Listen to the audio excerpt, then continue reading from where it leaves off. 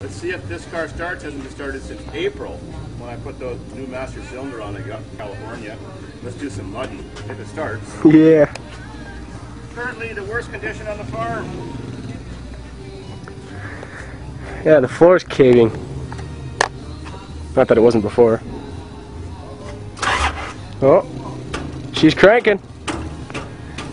Come on, battery. It's the fuel pump stopped working. Is that the fuel pump? I think we were worried about that. Because the bird did the same thing.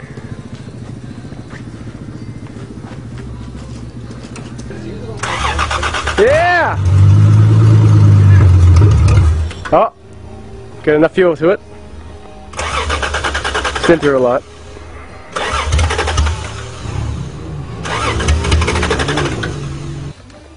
Fight!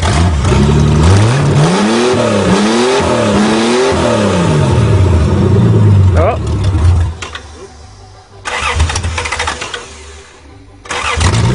Seems to run better with that on.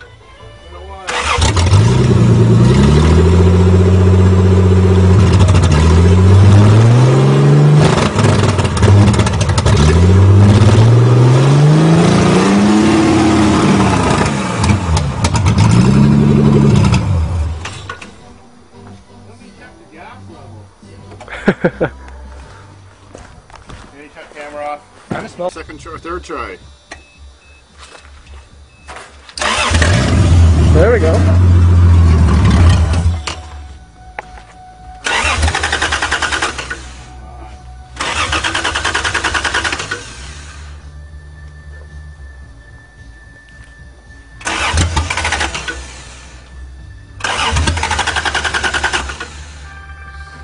Come on, baby.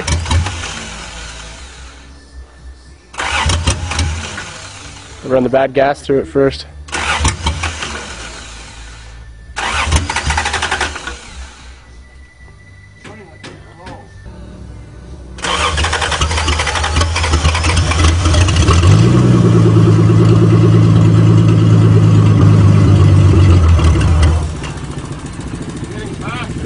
Yeah.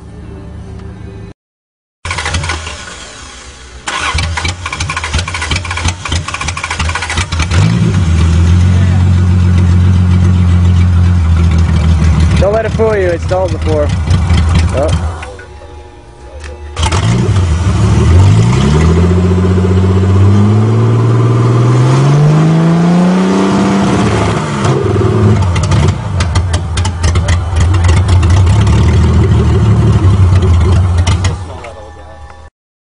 But there's hardly any fuel coming back to the return line, and all the fuel should come back to the return line.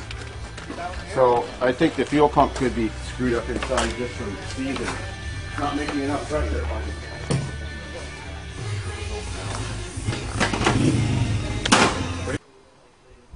Well, I hate to say it.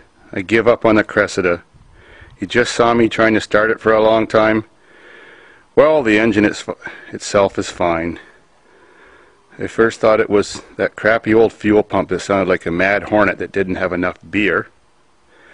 Anyways, so after 2 redneck gas tank systems hooked up to it later, still runs the same.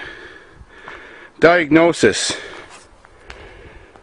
Water had found its way in there last winter, which I know. I did try to start it. It did start in the spring and the winter time. But a little bit of water collected in the fuel rail that laid into the little inside tips that feed the injectors, and some of the injectors are seized up and not opening and closing. Disconnected fuel lines, blew lots of air through, purged the system several times both ways. No luck. Oh well, hate to say it, but we have to kill the Cressida now. It just barely runs. So, let's think of a good way suitable for a Toyota. I don't think I've ever purposely killed a Toyota. A Geo maybe, but not a Toyota. Mwah. Well, tractor runs great. So does my 3.8, except we have another old friend that could be on its way out.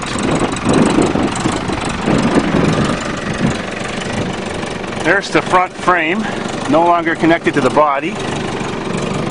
In fact, the frame's got holes everywhere, and there ain't much body to attach it to.